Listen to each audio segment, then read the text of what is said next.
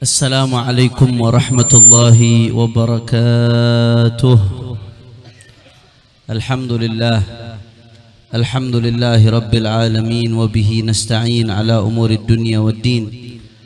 Allahumma fasalli wa sallim wa barik wa karrim wa majid wa azzim ala sayyidina wa habibina wa syafi'ina wa nuri qulubina Muhammad الفاتح لما أغلق والخاتم لما سبق ناصر الحق بالحق والهادي إلى الصراط المستقيم وعلى آله وصحبه حق قدره ومقداره العظيم يا فتاه يا عليم. أما بعد.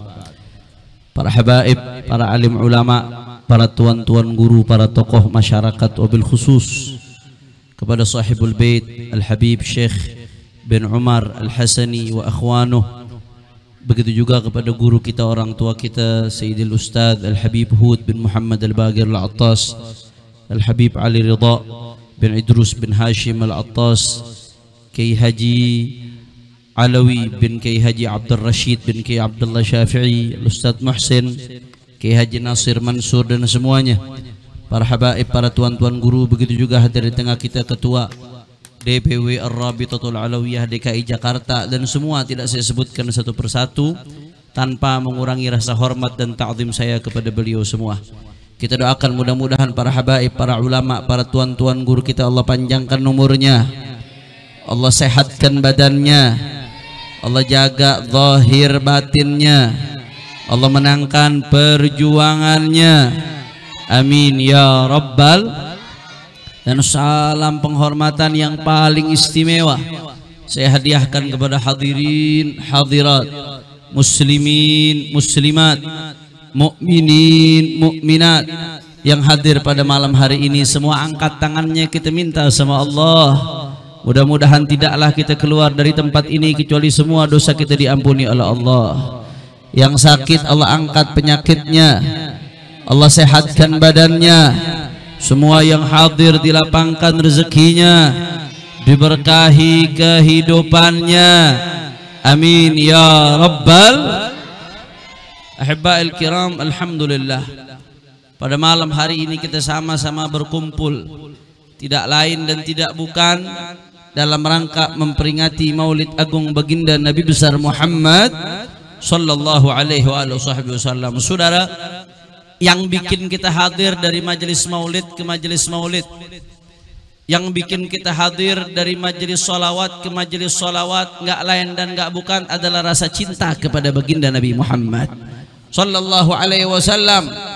Cinta kepada Nabi bukan sekedar cinta, saudara, tapi cinta kepada Nabi min syarti kamalil iman, termasuk syarat kesempurnaan iman. Kata Nabi dalam hadis la yu'minu ahadukum, hadis sahih riwayat Bukhari, hatta akuna ahabba ilaihi min waladihi wa walidihi wan nasi ajma'in. Kata Rasulullah sallallahu alaihi wasallam, enggak beriman salah satu orang di antara kalian sampai aku lebih dicintai melebihi orang tuanya sendiri, saudara, melebihi daripada anaknya sendiri, dan melebihi siapapun. Kita harus lebih mencintai baginda Nabi besar Muhammad sallallahu alaihi wasallam. Maka kalau ada orang cinta seseorang, siapapun dia, mau anak, mau orang tua, mau kerabat, mau sahabat, mau pasangan, kalau sampai kita cintai melebihi Rasulullah, maka artinya iman kita belum sempurna, saudara. Karena cinta kepada yang lain-lain termasuk cinta kepada orang tua dan anak kita pelajari dari baginda Nabi besar Muhammad sallallahu alaihi wasallam. Bahkan nggak sampai di situ, bahkan dirinya sendiri. Kata Nabi dalam hadis sahih, la yu'minu ahadukum hatta akuna habba ilaihi min nafsihi. Kata Nabi Muhammad, tidak beriman seseorang di antara kalian sampai aku lebih dicintai dari dirinya sendiri. Sayyidina Umar ibn al-Khattab radhiyallahu ta'ala anhu wa ardah, saudara, ketika itu ngomong, ya Rasulullah, innaka habbun nasi ilayya illa nafsi allati baina jambi. Ya Rasulullah, engkau yang paling aku cintai melebihi siapapun kecuali diriku sendiri, ya Rasulullah. Aku masih lebih cinta diriku sendiri melebihi dirimu ya Rasulullah. Yang disampaikan Sayyidina Umar tabiat manusia. Biasa, yang namanya manusia pasti mencintai dirinya melebihi siapapun, saudara. Tapi begitu dengar jawaban Nabi, la yu'minu ahadukum hatta akuna ilaihi min nafsih. Begitu dengar jawaban Nabi, tidak sempurna imannya sebelum mencintai Nabi melebihi dirinya sendiri, saudara. Apa jawaban Sayyidina Umar? Anta ahabbun nasi ilayya hatta min nafsi allati baina jambayn. Ya Rasulullah, kalau begitu engkau lebih aku cintai, termasuk melebihi diriku sendiri ya Rasulullah. Sallu ala Nabi Muhammad. Sallu ala Nabi Muhammad. Bahkan gak sampai di situ, saudara. Bahkan Allah Subhanahu wa taala murka, marah. Sampai pada tahapan murka dan marah kalau ada yang kita cintai melebihi Allah dan Rasulnya, saudara. Di Al-Quran surat At-Taubah Allah berfirman, faqala ta'ala a'udzu billahi minasyaitonir rajim. Qul in kana aba'ukum wa abna'ukum wa ikhwanukum wa azwajukum wa ashiratukum wa amwalun iktaraftumuha wa tijaratun takhshawna kasadaha wa masakinu tardawnaha ahabba ilaikum minallahi wa rasulih wa jihadin fi sabilih fatarabbasu hatta ya'ti Allahu bi amrih wallahu la yahdil qaumal fasiqin. Sallu ala Nabi Muhammad. Ini urusan cinta, urusan hati.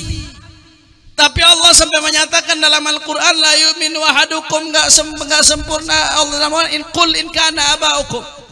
Katakan wahai Muhammad, kalau ayah kalian, anak-anak kalian, saudara-saudara kalian, pasangan-pasangan kalian, keluarga kalian, rumah kalian, perdagangan kalian, harta kalian, ahabba ilaikum, lebih kalian cintai minallahi wa rasulih, melebihi Allah, melebihi Rasulullah sallallahu alaihi wasallam, wa jihadin fi sabilih, dan melebihi jihad di jalan Allah. Sampai-sampai ada panggilan jihad datang terus diabaikan gara-gara saking cintanya sama dirinya, gara-gara saking cinta sama keluarga, saking cinta sama harta, sampai-sampai mengabaikan panggilan jihad dari Allah dan Rasulnya. Apa kata Nabi Muhammad? Kata Allah Ta'ala, fatarabbasu, maka tunggu hatta ya'ti Allah bi amrih, sampai Allah mengirimkan azabnya, saudara. Na'udzubillah min. Bahkan lanjutan ayatnya Allah katakan, wallahu la yahdil qaumal fasiqin. Al-Imam Ghadiyat ketika menjelaskan ayat ini, kata Ghadiyat apa? Dari ayat ini dipahami bahwasanya kalau seseorang mencintai sesuatu melebihi dan Allah dan Rasulnya, masuk kategori fasik, saudara. Jadi yang kita tahu selama ini yang namanya fasik, minum khamr, fasik mabok, fasik zina, fasik judi. Iya betul, itu masuk kategori fasik. Tapi kata Ghadiyat, dari ayat ini dipahami kalau ada orang mencintai sesuatu melebihi Allah dan Rasulnya, maka dia masuk kategori fasik. Na'udzubillah min. Ini kira-kira orang condet sampai sini jelas apa kagak ini? Jelas apa kagak? Ini saya lihat jamaah sebetulnya banyak, cuman pada nempel di motor-motor, ngumpet di pinggir-pinggir. Hati-hati, kata Nabi, la yazal qaumun yata'akhkharuna hatta yuakhirahumullah.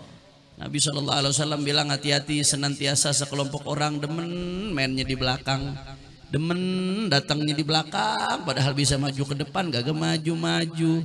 Saudara, kalau udah biasa demen di belakang, mundur mulu, terlambat mulu, di belakang mulu, hatta yuakhirahumullah, ujung-ujungnya Allah bikin terbelakang terus, saudara. Na'udzubillah min. Insyaallah mudah-mudahan yang hadir semua dapat keberkahan dari Allah Ta'ala. Sebelum saya lanjutkan, semua jawab yang kompak. Kira-kira sampai sini jelas atau tidak? Jelas atau tidak? Siap cinta kepada Allah, siap cinta kepada Rasulullah, siap melebihi cintainya Allah kepada Rasulullah di atas segala-galanya. Takbir.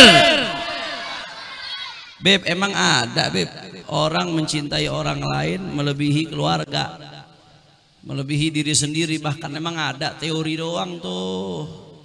Prakteknya sih gak bakal begitu. Apa ada yang begitu, saudara?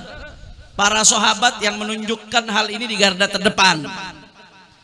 Itu yang namanya Sayyidina Abu Bakar As-Siddiq. Jawabnya apa kalau dengar nama sahabat? Radhiyallahu an. Biasain lisan kita. Karena dengan ngucapin radhiyallahu anhu tuh ngilangin penyakit rafidhah dari dalam hati, saudara. Sayyidina Abu Bakar As-Siddiq radhiyallahu an. Sayyidina Abu Bakar Siddiq itu, saudara, pernah berkata kepada Rasulullah, "Walladzi ba'atsaka bil haqq la islamu Abi Talib aqar li'aini min Islam Abi Quhafah li'annahu aqarru li'inik." Kata Sayyidina Abu Bakar Siddiq, demi Allah yang mengutusmu membawa kebenaran, wahai Muhammad, andai kata Abu Talib masuk Islam. Abu Talib ini pamannya Nabi, saudara. Ketika Rasulullah SAW ditinggalkan ayahnya saat masih di kandungan, kemudian setelah itu beliau dirawat oleh ibunya. Setelah ibunya, beliau dirawat oleh kakeknya, Sayyidina Abdul Muttalib. Setelah Abdul Muttalib wafat, yang rawat Nabi Abu Talib, pamannya Nabi, ayah dari Sayyidina Ali bin Abi Thalib, saudara. Abu Talib ini, saudara, ketika Nabi diutus, beliau termasuk yang pasang badan buat Nabi. Kalau orang-orang kufar Quraisy mau ganggu Nabi, beliau termasuk yang pasang badan buat Rasulullah. Makanya, saudara, beliau, ulama menjelaskan termasuk strategi beliau nggak mau terang-terangan nunjukin keislaman. Kenapa? Karena biar bisa jaga Nabi, saudara. Biar bisa pasang badan buat Nabi. Kalau udah ngumumkan keislamannya, khawatir nanti nggak didengerin lagi mau kufar Quraisy, jadi nggak bisa pasang badan buat Nabi, saudara. Makanya di akhir hayatnya kalau nanya Abu Talib masuk Islam apa kagak, ya sebagian ulama Ahlussunnah wal Jamaah tetap mengatakan sampai akhir hayat katanya nggak ketahuan syahadat apa kagak. Tapi banyak di antara ulama Ahlussunnah wal Jamaah, khususnya dari kalangan Sufiyah, khususnya dari kalangan Ahlul Bait, seperti Sayyid Ahmad Zaini Dahlan dalam kitabnya Asnal Matalib fi Najati Abi Talib. Begitu juga Imam Barzanji nulis satu kitab khusus tentang Abu Talib, yang intinya kesimpulannya Abu Talib paman Nabi meninggal dunia dalam keadaan alhamdulillah. Maka jangan kaget kalau saya ngucapnya Sayyidina Abu Talib radhiyallahu anhu, karena saya taklid sama ulama-ulama yang bilang Abu Talib sampai akhir hayatnya masuk Islam, saudara. Singkat cerita, Nabi kepengen saat itu Abu Talib masuk Islam. Akhirnya apa kata Sayyidina Abu Bakar? La Islamu Abi Talib. Andai kata Abu Talib masuk Islam, agarru li'aini min Islam Abi Quhafah, itu lebih membuat saya girang daripada ayahku sendiri Abu Quhafah yang masuk Islam. Lebih girang Abu Talib yang masuk Islam daripada ayahnya sendiri, Sayyidina Abu Bakar. Kenapa? Karena kalau Abu Talib masuk Islam, itu lebih bikin gembira hatinya baginda Nabi Muhammad sallallahu alaihi wasallam. Sayyidina Umar bin Khattab radhiyallahu an nggak mau kalah. Apa kata Sayyidina Umar sebagaimana dikutip dalam kitab Asy-Syifa? Antuslima ya Abbas ahabbu ilayya min an yuslimal Khattab. Andai kata Abbas paman Nabi masuk Islam, mungkin saat itu belum masuk Islam, saudara. Andai kata Abbas masuk Islam, itu lebih bikin gembira daripada ayahku sendiri Khattab yang masuk Islam. Kenapa? Karena kalau Abbas masuk Islam, Nabi lebih girang. Sayyidina Umar bukan nggak sayang sama abahnya, sayang, tapi karena ada yang lebih bikin girang Nabi, maka siapapun dikalahkan untuk baginda Nabi Muhammad sallallahu alaihi wasallam. Itu baru yang laki, belum yang perempuan. Sahabat yang perempuan dari kalangan Ansor, setelah para sahabat pulang dari perang Uhud, saat itu banyak yang tumbang syahid di perang Uhud, saudara. Apa yang terjadi ketika itu? Ada seorang perempuan nyamperin rombongan yang baru datang dari perang Uhud. Apa ditanyain sama nih perempuan? Madza fa'ala Rasulullah? Bagaimana kabarnya Rasulullah sallallahu alaihi wasallam? Karena tuh waktu orang-orang kufar dan munafikin bikin gosip, bikin isya'ah, bikin gosip Nabi wafat di perang Uhud. Tujuannya supaya umat Islam ngedon. Tujuannya supaya umat Islam, saudara, lemes dalam perjuangannya. Disebarin gosip Nabi wafat di perang Uhud, saudara. Apa yang terjadi di perempuan nyamperin rombongan? Bagaimana keadaan Rasulullah sallallahu alaihi wasallam? Ada yang ngabarin nih perempuan, ibu, suami anda wafat, anak anda wafat, orang tua anda wafat, Saudara, saya mau tanya nih ibu-ibu nih khususnya, Bu, ente jangan ngalingin ibu-ibu. Ibu-ibu kalau ngamuk bahaya. Di jalanan aja sennya ke kanan belok ke kiri. Bu, sehat Bu. Dapat kabar sekaligus nih naudzubillah. Tapi dapat kabar nih sekaligus, bapak meninggal, anak meninggal, suami meninggal, sekaligus dapat kabar Bu, tiga-tiganya meninggal. Kaget apa kagak Bu? Shock apa kagak? Nggak pingsan aja udah bagus Ibu ya. Masih sempat gak kira-kira mikirin yang lain tuh? Nggak sempet. Tapi ini perempuan dari Ansor dikabarin begitu. Kalau bahasa orang Sunda sabodo teing. Nggak ada urusan sabodo amat. Siapa yang meninggal? Yang ditanya madza fa'ala Rasulullah. Yang penting saya mau tahu kabar Nabi bagaimana, Saudara. Akhirnya orang-orang sahabat ngasih tahu Rasulullah bi khair kama tuhibbin. Nabi baik sebagaimana engkau harapkan.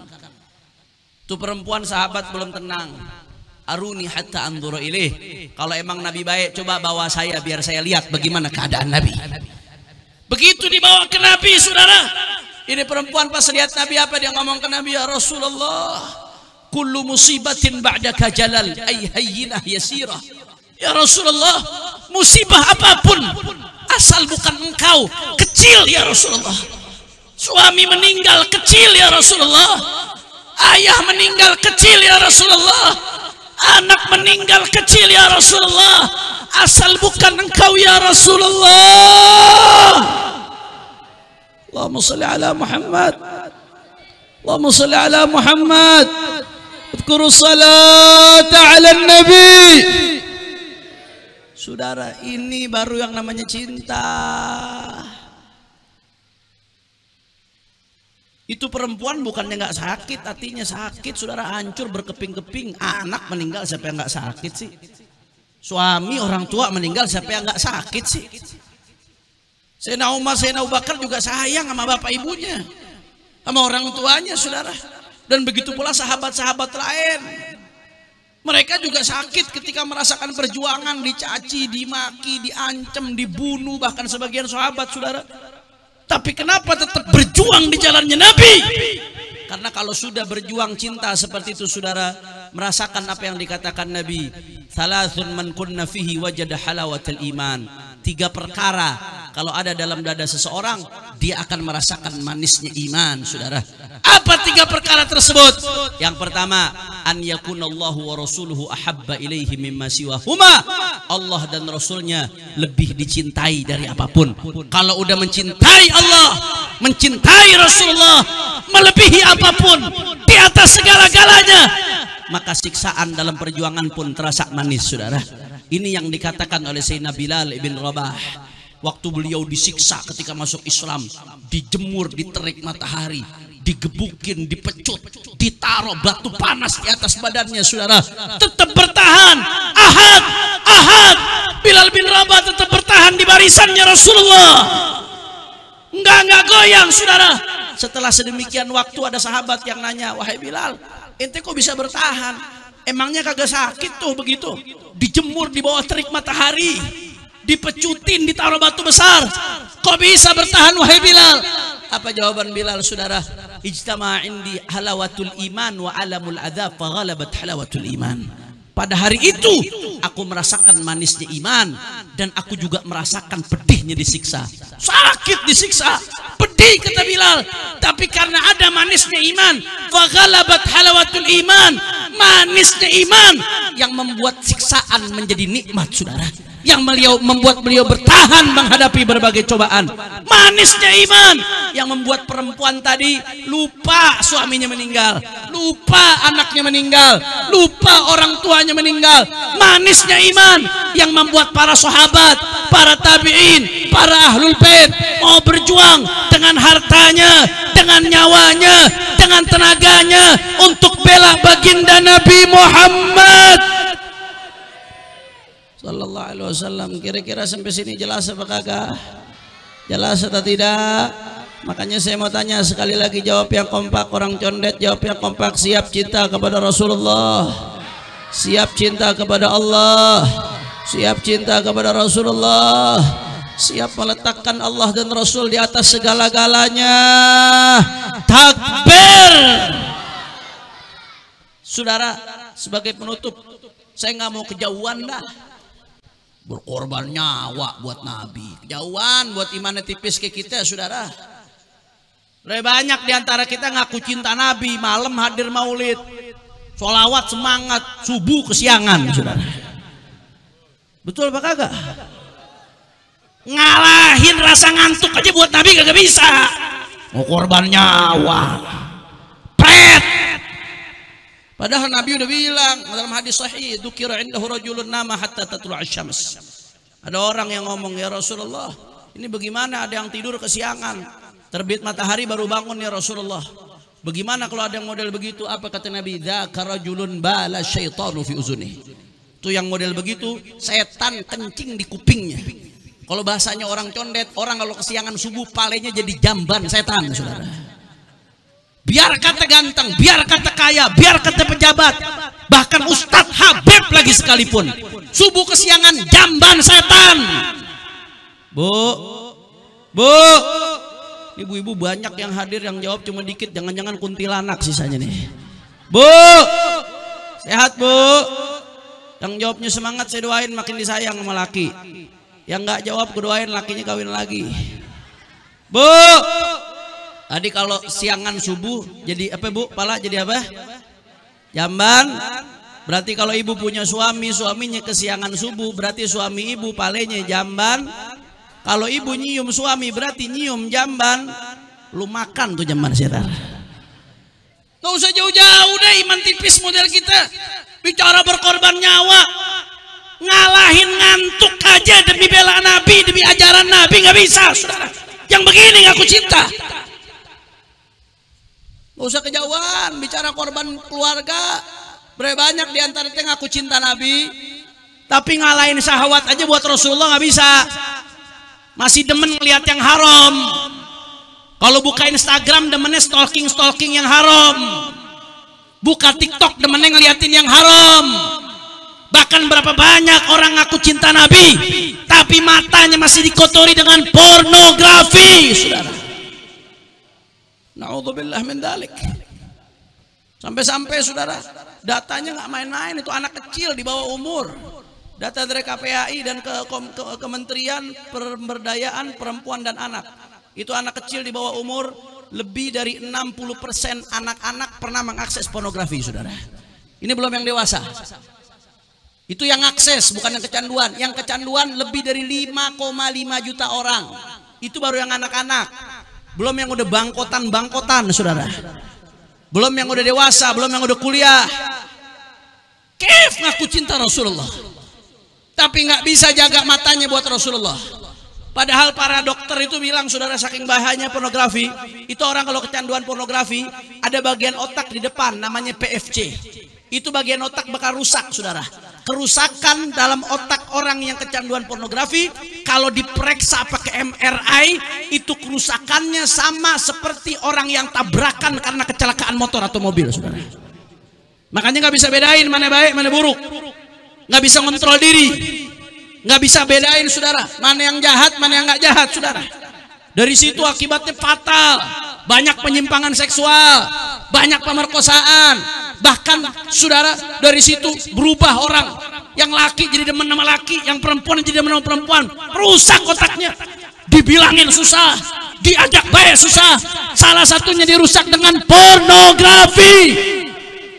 Padahal jauh-jauh hari Rasulullah SAW udah bilang, an-nadhratu sahmun masmumun min sihami iblis, faman tarakaha makhafatan lillah abdalahallahu ibadatan yajidu halawataha fi qalbih.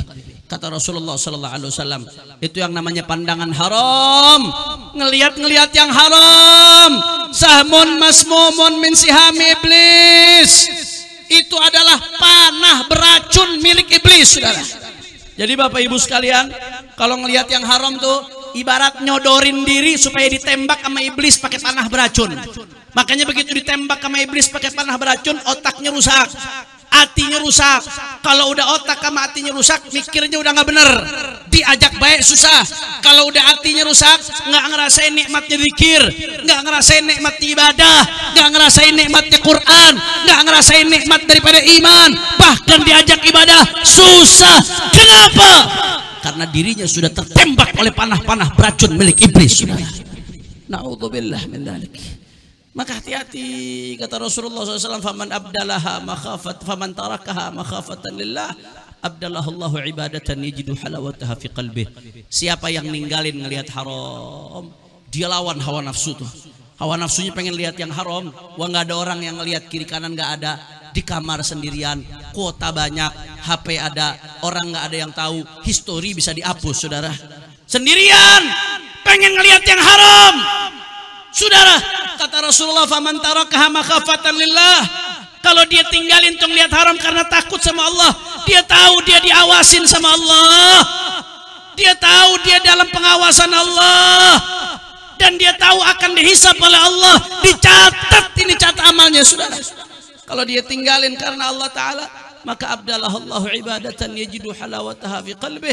Orang yang bisa ninggalin ngelihat haram mujahadah, Allah akan ganti dengan manisnya ibadah yang dirasakan dalam hatinya. Kalau udah berusaha ninggalin yang haram, saudara, nggak ngelihat yang haram, sholatnya bakal enak, zikirnya bakal enak, nerima nasihat bakal gampang, ngerasain baca Quran enak, ibadah enteng. Kalau matanya nggak suka lihat Makanya saudara, saya ingatkan anak-anak muda umatnya Rasulullah Sallallahu Alaihi Wasallam, jangan rusak otak anda dengan pornografi.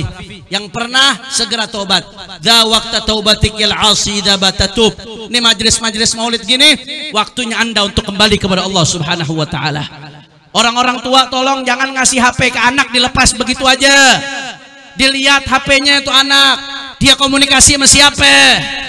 Jangan sampai udah kejadian sesuatu baru nyesel. Berapa banyak orang tuanya duduk di majelis rajin ke masjid, dia nggak tahu anak perempuannya di kamar video call sama siapa, saudara. Dicek HP anak anda.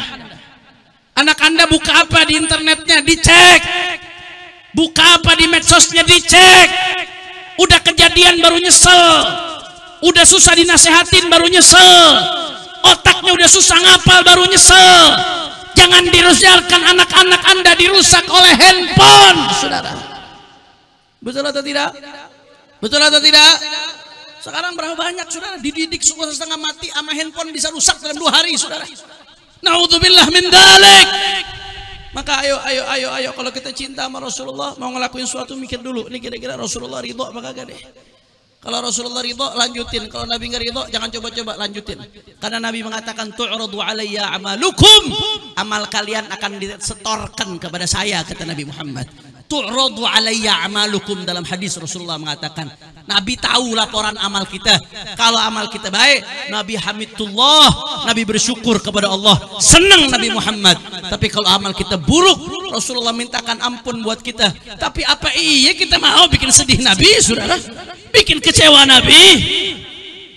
Udah belum bisa nyenengin Nabi terus bikin kecewa Nabi, saudara.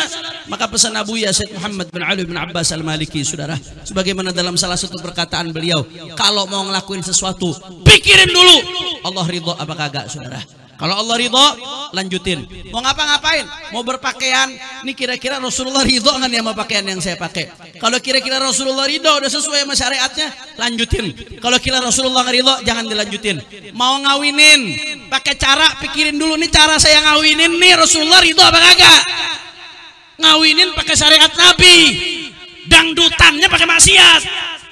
Ngawinin pakai syariat Nabi, gambusannya laki perempuan joget bareng. Ngawinin pakai syariat Nabi, tapi pakai cara maksiat yang bikin Nabi murka, bagaimana mau berkah, saudara? Kalau mau ngelakuin apa-apa, timbang dulu ini Nabi ridho apa enggak? Nabi ridho, lanjutin. Nabi ridho, jangan lanjutin, saudara. Karena besok di hari kiamat nggak ada yang bisa bela kita kecuali baginda Nabi besar Muhammad Sallallahu Alaihi Wasallam. Amin ya rabbal alamin. Ini saja yang saya sampaikan. Saya minta maaf nggak bisa panjang-panjang karena masih ada satu acara lagi di Tambun, saudara. Doakan biar panjang umur, sehat walafiat insya Allah. Dan saya mau mengundang, sebelum saya tutup, saya mau mengundang orang condet nih, semuanya yang hadir, yang nggak hadir, insya Allah Al-Fakir, kami akan mengadakan Jakarta Barat bersolawat pada hari Jumat malam Sabtu 1 November. Tanggal berapa? 1 November, gampang ngingetin tanggalannya. Hari Jumat malam Sabtu, mulai dari awal Isya sampai selesai. Ya, di mana Beb? Di Kelurahan Sukabumi Selatan, Kecamatan Kebon Jeruk, Jakarta Barat, dekat Cidodol, dekat Kebayoran Lama. Sekaligus hall saya punya abah, almarhum wal maghfurlah Al-Walid Al-Habib Abdurrahman bin Umar Al-Attas, tanggal 1 November. Rencananya yang nyampaikan tausiah insyaallah Sayyidil Walid Al-Habib Muhammad Rizik bin Husain bin Syihab, dan para kiai, para alim ulama lainnya, juga dihadiri munsyid-munsyid internasional. Ini malam 1 aja udah luar biasa Kiai Nasir. Antar tuh malam ada 5 saudara. Ada Kiai Nasir, ada Kiai Muhammad Jauhari, ada Habib Abdullah Al-Attas, ada Habib Hasan dan lain sebagainya. Insya tanggal berapa? 1 November Jumat malam Sabtu. Pokoknya tuh malam condet kosongin dulu, pindah ke Jakarta Barat rame-rame saudara. Insya ini saja yang saya sampaikan. Lebih kurangnya mohon maaf. Hadani Allah wa iyyakum ila siratil mustaqim. Wassalamualaikum warahmatullahi wabarakatuh.